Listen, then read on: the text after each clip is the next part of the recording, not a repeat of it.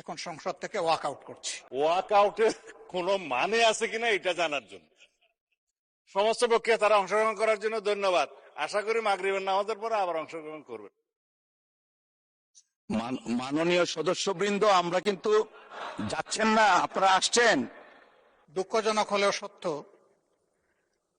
বিরোধী দলের যৌক্তিক বাধা সত্ত্বেও যে কয়টি গণবিরোধী বিল আজকে পাশ হয়েছে, আমরা তার দায় নিতে চাই না।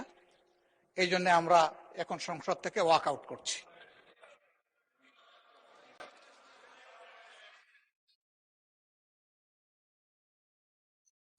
মাননীয় সদস্যবৃন্দ, আমরা কিন্তু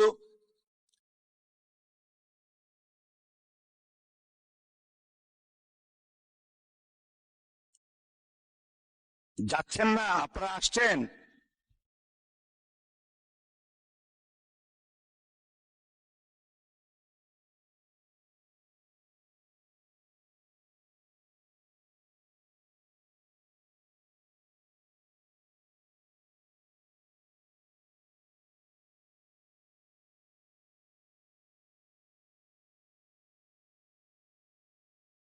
মাননীয় স্বরাষ্ট্রমন্ত্রী, আপনি কিছু বলতে চাচ্ছিলেন?